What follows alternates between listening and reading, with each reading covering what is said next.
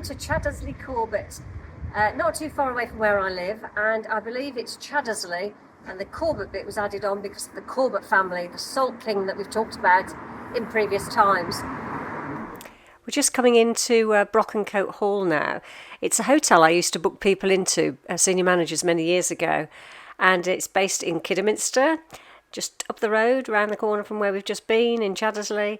It's a luxury country hotel, and it offers a beautiful restaurant and gorgeous hotel facilities in terms of you can sit out on the terrace.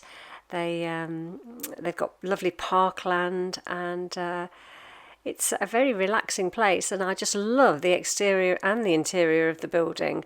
It's got a very chateau type feel to it, and yeah, I think you'll enjoy some of the way it's all brightly lit inside. There's nothing gloomy about this hotel. Very, very relaxing indeed.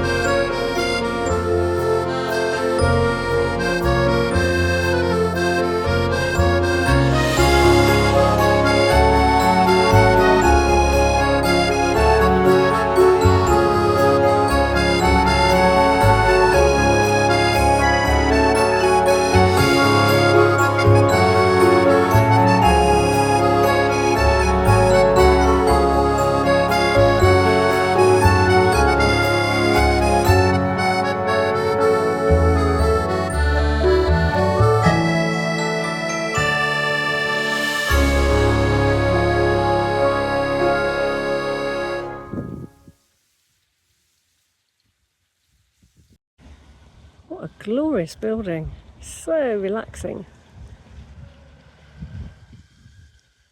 Apart from a siren I can hear in the distance.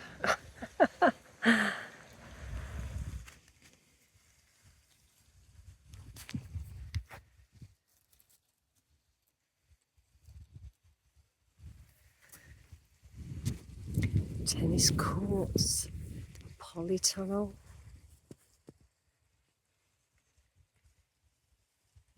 Probably a bowling green of some sort. Oh, croquet, I beg your pardon, croquet. Croquet lawn. And we're heading towards a lake, or some water feature. It's got a boat on, so I'll have a quick look.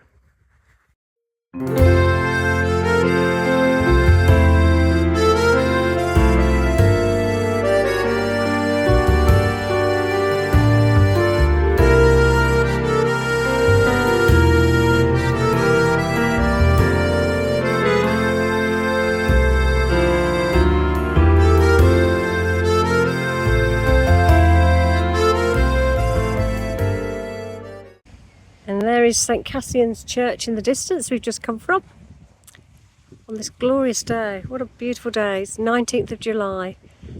Real proper day of sunshine. 24 degrees at the moment, rising to 28 apparently. This is the water close up.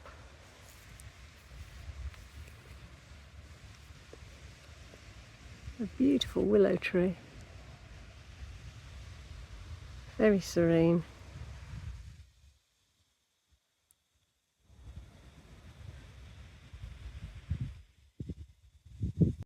I've just stumbled across some geese and ducks.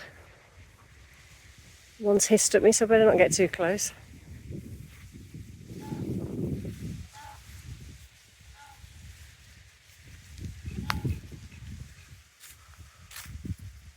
So this looks like the Dovecote, and next to it, big walled garden area by the looks of things. Beautiful hydrangea in the distance, pink and white.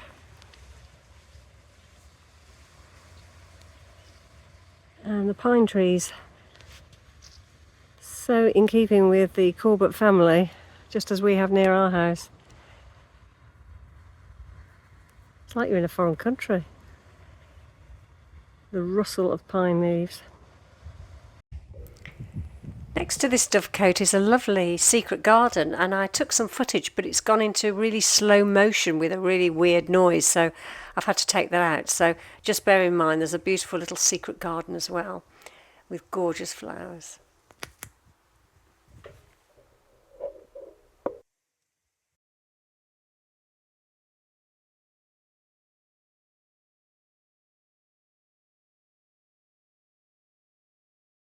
Fabulous cedar tree just sets this building off brilliantly.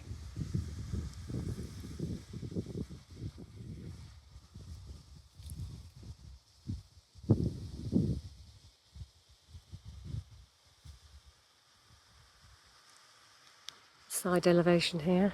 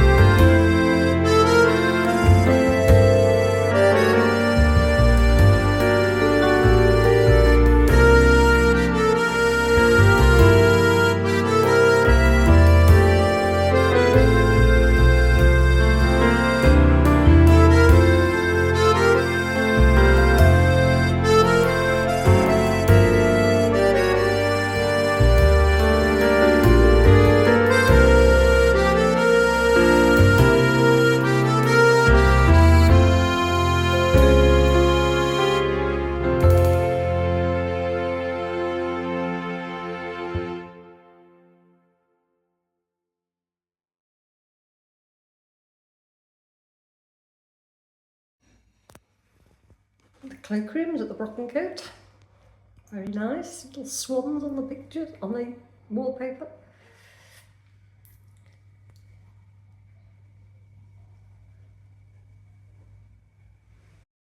I'm sure you'll agree with me that the decor is so nice and airy, and there are various rooms and function rooms that you can book out, I believe, depending on the size of the party that you've got. So we're on to Chaddesley Corbett in a minute, and I shall finish Chaddesley Corbett with some pictures of my sister's holiday. She's just in France at the minute, and she's been sending me back some fabulous views. So in sort of a Frenchy type theme, I hope you enjoy those as well.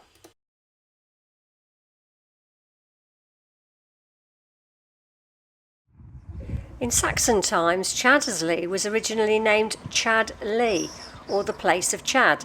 In the Domesday Book, it says the parish is referred to as Chaddesley, and the church is a must visit and can be seen from the A448 Bromsgrove to Kidderminster Road. It is a Norman church and dates back to the 12th century.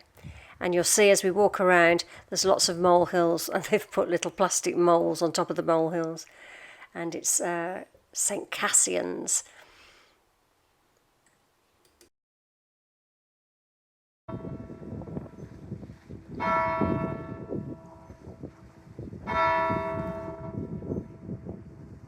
According to an article on Britain Express on the web, it says this lovely historic church is the only church in England dedicated to St. Cassian. What's more is they're not actually sure which Cassian it's dedicated to. There are two saints with this unusual name, one a 5th century native of Romania who served as an abbot, and the second is an Italian schoolmaster in ancient Rome who was put to death by Emperor Julian. And there's probably a church at Chaddesley Corbett in the Saxon period, though not necessarily in the same location, as the Domesday Book of 1086 mentions a pair of priests.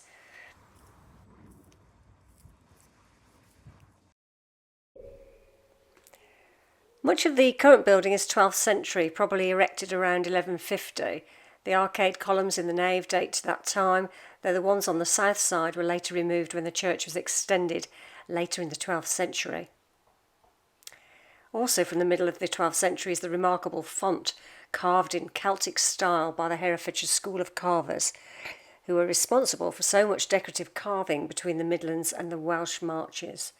The font has intricate Celtic interlaced patterns around the two-tiered base, and the bowl is decorated with fantastically animated carved dragons, their tails interlaced to form a continuous frieze. The detail is perhaps not quite as ornate as similar fonts at Castle Froome and Shobden in Herefordshire, but it is still a wonderful example of 12th century craftsmanship, it says in this particular article. It goes on to say about the northeast corner of the church is occupied by the 13th century chapel of St Nicholas, and it goes on in detail. So if you want to look up Britain Express, it gives lots and lots of information about the church. Lots of molehills here in the churchyard. And huge gravestones. I mean, goodness me, look at the size of some of these. Much taller than me.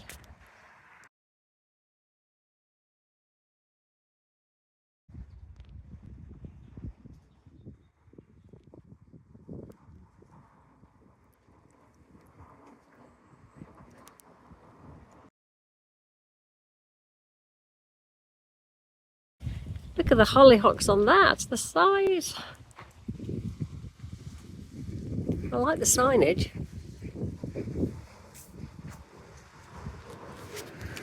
Rather pretty. So it's a pretty little village, and we've got some cyclists coming through. And the weather today matches France because it's so hot. At 24 at the moment, I think it's going to go up to 28 degrees. What a lovely day to visit Chaddesley.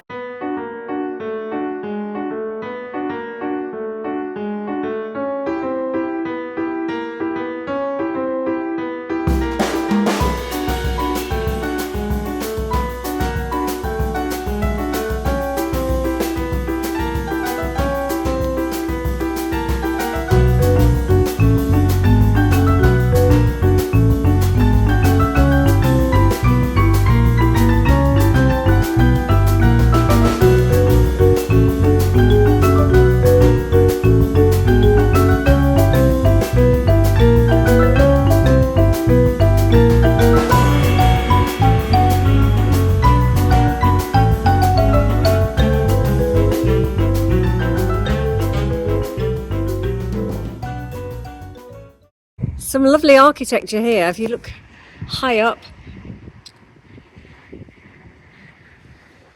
I love to see the rooftops.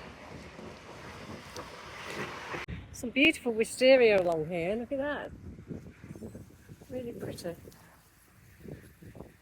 More cyclists.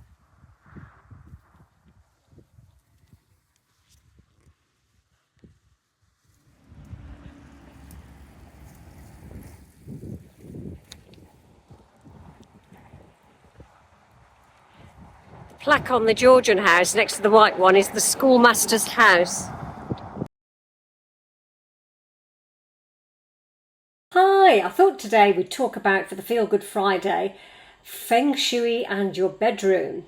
Now, it's quite difficult sometimes with houses and the way bedrooms are located to make the best use of them sometimes. And I have, over the years in this house, swapped and chopped and changed.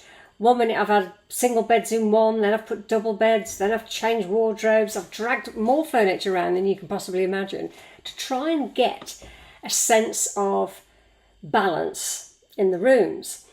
And in the main bedroom, I've got 3 separate wardrobes and a double wardrobe. So to fit those in has been quite essential because I haven't got fitted wardrobes. And so I've had to have a wardrobe either side of the main bed, which isn't ideal because you could have a pointed arrow at your side with the corner of the wardrobe. Ideally, in a bedroom, you should have 2 little round tables and lamps on them.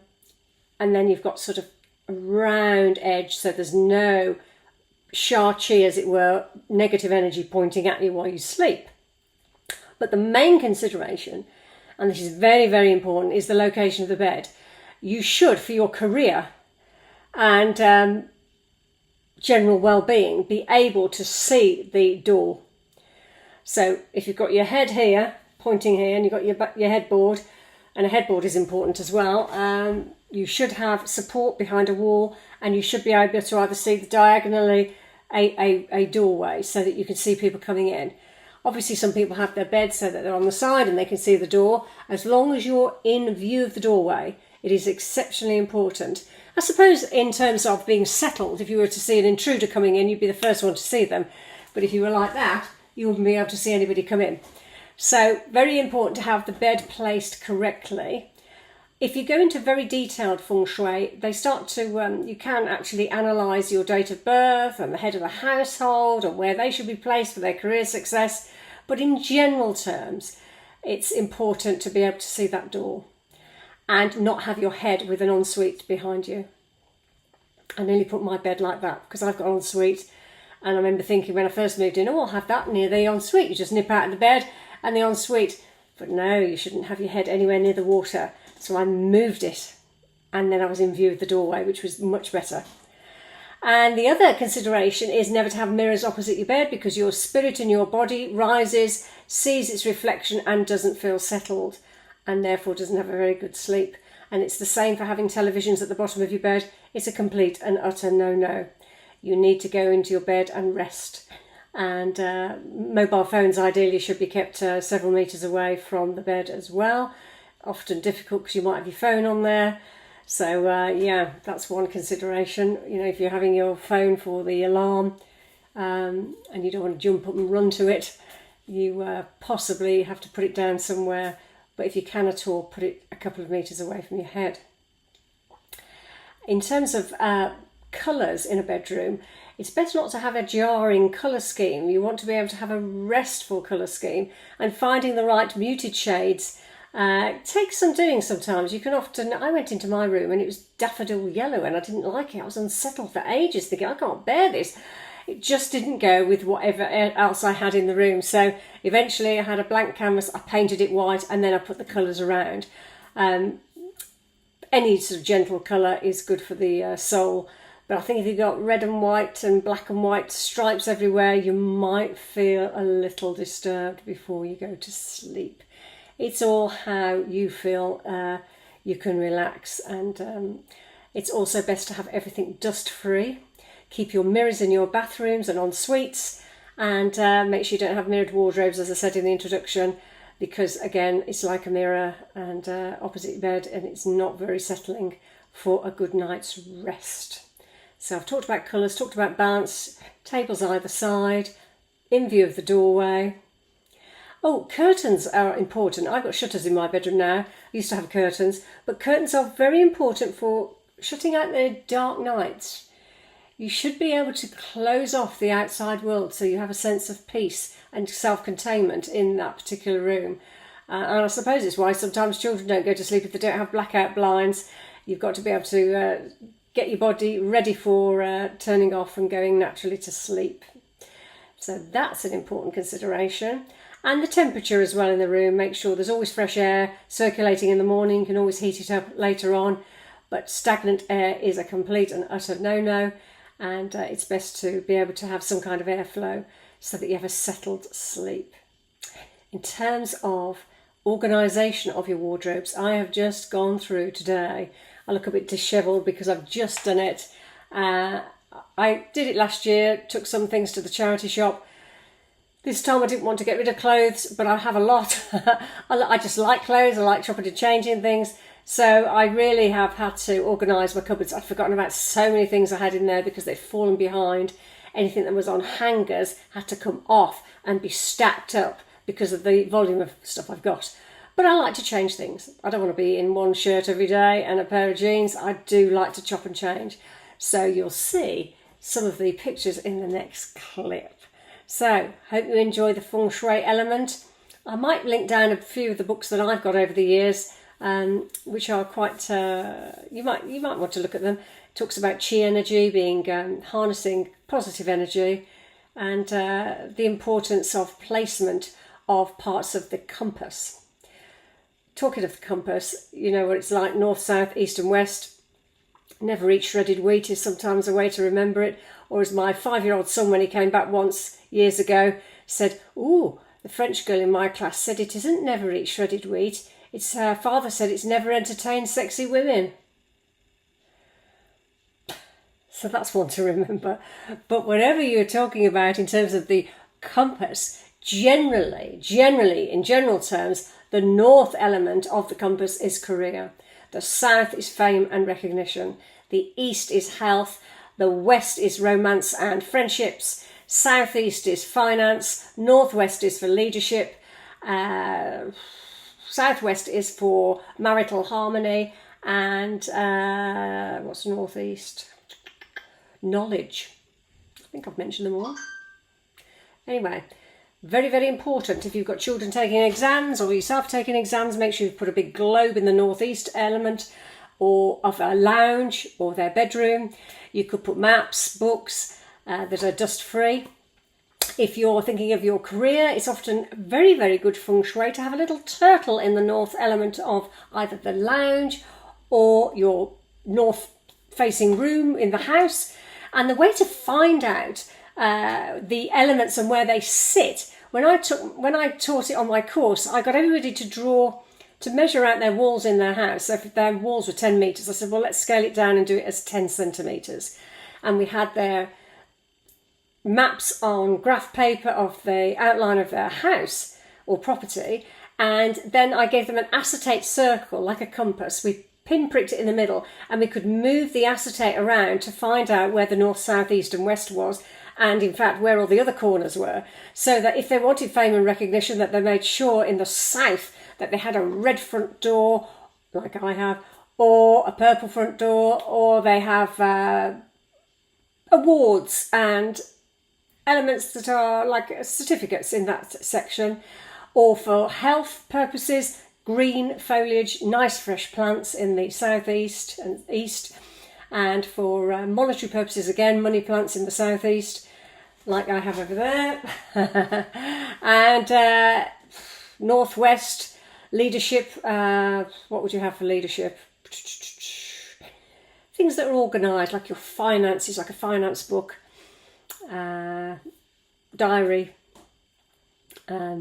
It's not always possible in every realm. I mean, I've got my desk in the west now, but a west-facing element for me is good, and I feel settled here and happy to stand up because I don't want to be sitting down all day.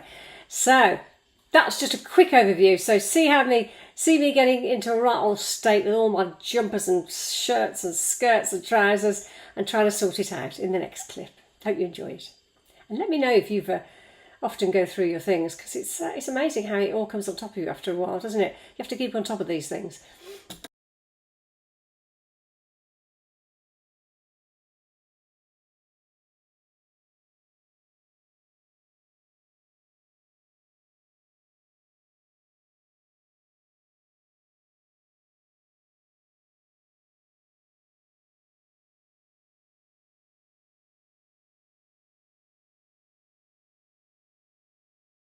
This has taken me hours to do, not just this cupboard. This was the quickest, but I sorted things into woolly jumpers, navy, greys, colour, stripes, light cardigans, scarves, and more scarves. So that's that one. This one, I've put light summery dresses on the right, bedwear on the bottom, and then I've got lots of sweatshirts and tops that I really didn't want to get rid of. Got rid of quite a lot last year, and some of these are my son's, which I wear. So I've decided not to put anything on the top here, just to use all the space in the wardrobe, so I'm nearly at the top. And it feels more organised. I've put all my blouses. Over the years I've always had lots of blouses, and A lot of white ones, goodness me, and colourful ones. And again, I've not put anything on the top because I've got jeans, trousers. Tried to colour coordinate them. And yeah, a lot more organised, thank goodness. Talking of organisation, I was sorting out my belts as well because I had them all hanging over in the wardrobe and it was driving me nuts. And funny enough, I went with one belt to the cobblers in my high street the other day and said, how much would it be to have some holes punched into the belt? And he said £1.50 per hole punch. I thought that seemed a lot of money, so because I've got loads of belts I want to sort out. And came home, looked on Amazon, and there you have it. Your own hole puncher. So I'll leave the link below if you're interested. It's worth having. I think it's £8.99 or £9.99. I think that's what I paid for it. I'll check. But it's around the £10 mark. And I thought, well, I can put 10 holes in and save money. And I've got lots of belts to sort out that I've not been wearing because I wanted more holes punched. So very much a useful tool. So yeah, there you go. Hello. I've, because of the rain, felt the need to have online retail therapy. So I've just opened a box of 3 items from Zara. I don't get paid by Zara, but they've got a sale on. So I've gone for some stripy little jumper. Just thought I'd unbox it with you because I always like watching people unbox things. Quite a wide stripe, quite a wide arm. I don't think I'll be doing a lot of housework with this one. Nice buttons, mind you. Nice little creamy stripe. Yes, it's a jumper, but we haven't exactly had summery weather, have we yet? So that's item number 1. Number 2 is a stripy little dress. It's considered a short dress. I would probably wear it with dark tights or over white trousers or cream trousers. Lovely material. And I bought a stripy long dress for the winter last week from Zara, and it's rather long, but this one is shorter, very Parisienne, with my stripes, and this one's got pearl beads. I don't know how I'm going to get on with it. It's a tank top, like a tabard. You can wear a blouse with it. It's quite long. I like the fact that it's long and not short, and yeah, beautiful beaded detail, and again a lovely soft material, so I hope I'm able to wash that without the beads flying off. So always remember in Feng Shui, as 3 items come in, 3 items are to go out. I'm a bit of a hoarder in terms of items of clothing. I do like to wear my clothes. I do go through my clothes, so yes, there they are, but that's the rule, so you don't have too much stuff, supposedly, in theory. So that's me for the day. This is the stripy short dress, £12.99 in the sale, and I think that's excellent value. It's very thick material, goes with like black leggings or black tights or trousers. So yeah, very pleased with that one. Very good value. This is the pearl covered tabard, nice length. Again, you can wear it with trousers or leggings. And it was £9.99 in the Zara sale. So I'm thrilled with that because it keeps you warm on these not so summery days.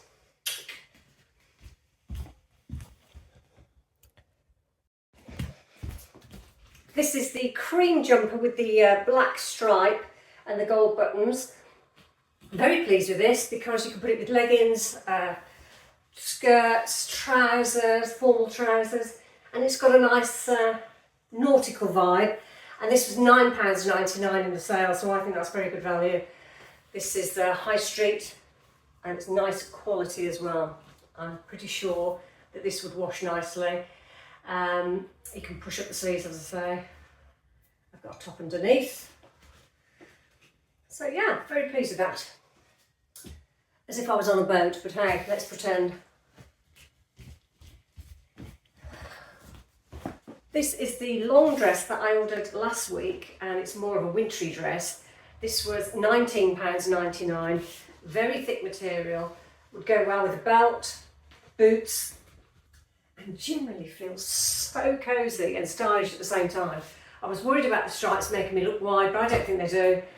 And if they do, hey ho, they do. But yeah, you could put a belt.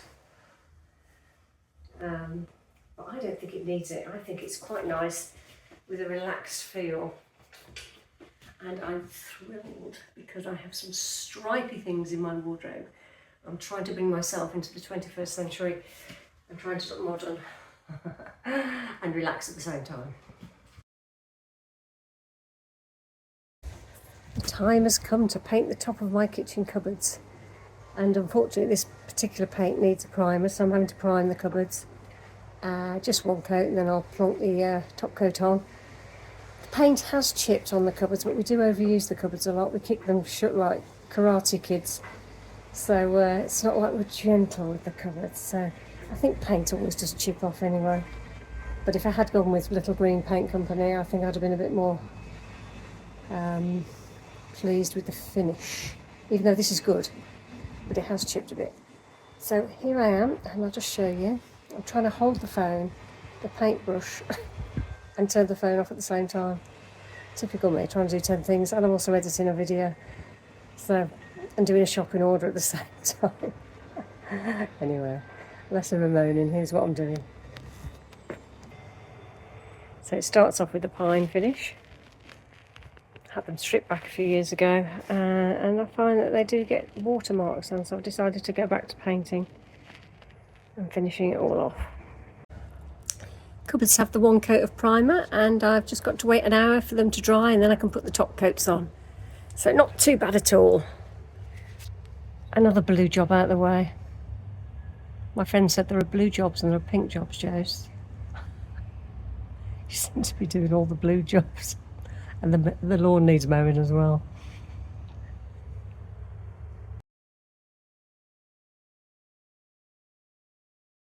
So I've finally finished painting the top of the cupboards. And it's a primer base and 2 top coats. And so the kitchen is now complete after a year and a bit. I could never get around to doing the top. So I'm absolutely pleased to bits because it looks so much better. I hope you agree.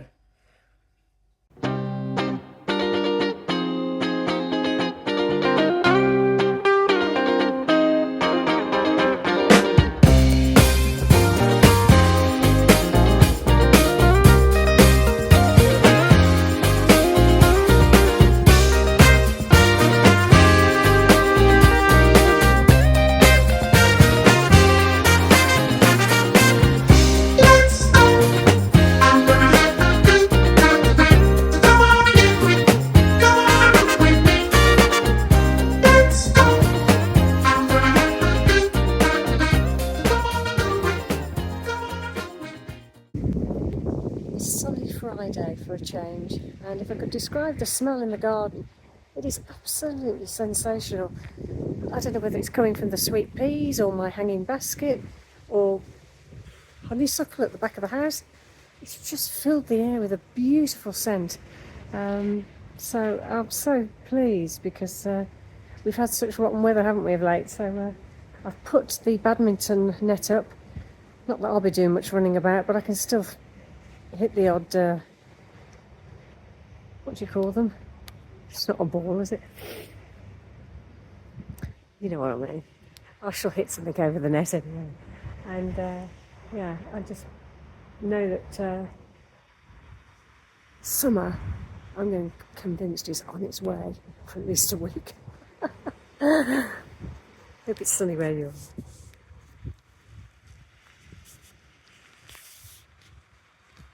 Here we are, badminton net up, ready for action. It's Saturday, why not? A bottle of Fresnit, and it's the rosé version. Let's see. I thought it was going to go pop.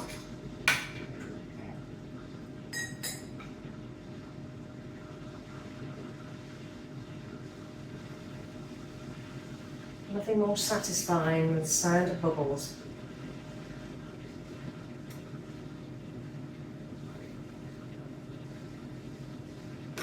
Ew. Chin chin. Happy Saturday, happy Friday, happy whatever day. Very nice. Aperitif before dinner.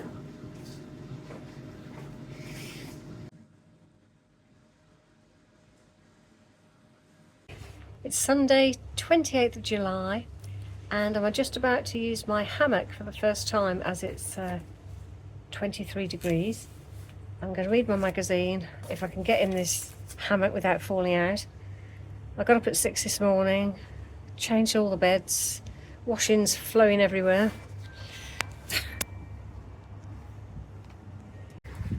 Video cut out then. Yeah, I got up at 6 this morning and I've been doing washing ever since. So there's washing everywhere. So you can see that when I'm swinging.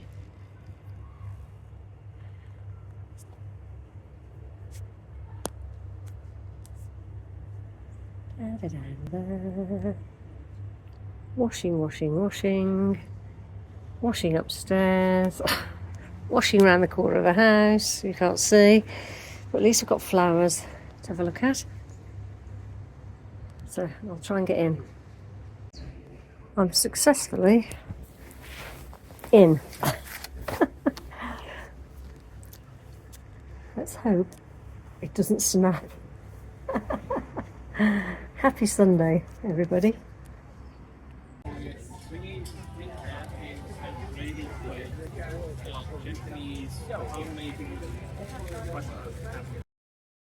As I think Brockencote looks French, I thought I might share some of my sister's, my younger sister's holiday snaps. She's gone to Mont Blanc and Chamonix in France, and look at these views. I've never seen anything like it in my life. And one of the cafes called Chez Richard. It's not a cafe, I think it's an ice cream parlour. Chez Richard. And my husband's Richard, and there's also a very exclusive restaurant called Josephine. So she was laughing that she couldn't believe she'd come across Richard and Josephine. There you go. And yeah, look at those views. There's my nephew on the last one before the video I show you of the paragliding. It is amazing. So all that is from me for this week, and it's au revoir. Have a great week.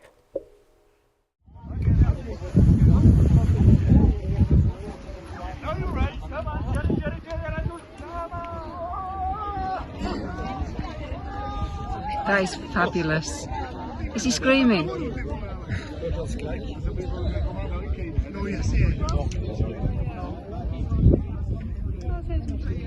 I think I'd scream. Goodness me.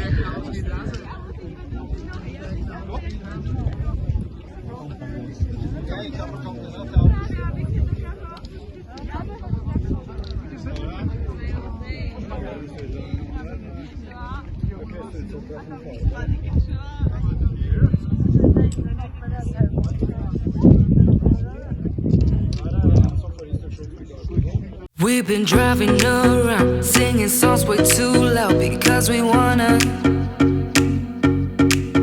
Picking up our love friends, fill up the car till it bends because we wanna. Yeah, we just wanna have fun. The trunk's full of wine. We're gonna stay up, have the time of our lives. The night is young, don't need anybody else.